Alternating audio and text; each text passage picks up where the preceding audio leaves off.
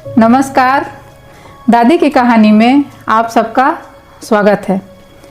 आज मैं आपको एक बहुत ही ऐतिहासिक कहानी सुना रही हूँ जिसका शीर्षक है पाप कहाँ कहाँ तक जाता है।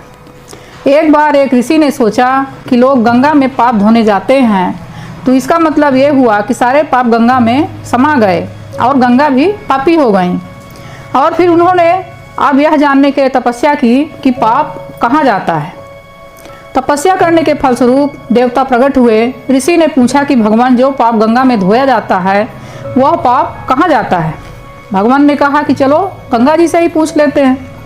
दोनों लोग गंगा के पास गए और कहा कि हे गंगे, सब लोग तुम्हारे यहाँ पाप धोने आते हैं, तो इसका मतलब आप भी पापी हुई।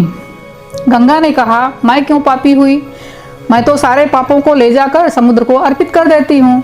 अब वे लोग समुद्र के पास गए और कहा, हे सागर, गंगा जो पाप आपको अर्पित कर देती हैं, तो इसका मतलब आप भी पापी हुए। समुद्र ने कहा, मैं क्यों पापी हुआ, मैं तो सारे पापों को लेकर भाप बनाकर बादल बना देता हूँ। अब वे लोग बादल के पास गए और कहा कि हे बादल, समुद्र जो पापों को भाप बनाकर बादल बना देते हैं, तो इसका मतलब आप भी पापी हुए। बादलों ने कहा, मैं क्यों पापी हुआ, मैं तो सारे पापों को वापस पानी बरसाकर धरती पर भेज देता हूँ, जिससे अन्न उपजता है और जिसको मानव खाता है।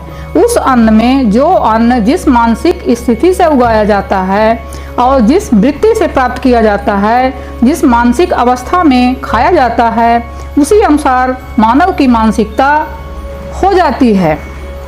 इसीलिए कहते हैं, जैसा खाए अन्न वैसा बनता मन। अन्न को जिस वृत्ति या कमाई से प्राप्त किया जाता है और जिस मानसिक अवस्था में खाया जाता है, वैसी ही मनुष्य का मन भी हो जाता है। इसीलिए सदैव भोजन शांत अवस्था में पूर्ण रुचि के साथ करना चाहिए और कम से कम अन्न जिस धन से खरीदा जाए वह धन भी श्रम का होना चाहिए। धन्यवाद। वीडियो पसंद आए तो वीडियो को लाइक करें, चैनल को सब्सक्राइब करें और ज़्यादा से ज़्यादा शेयर करें।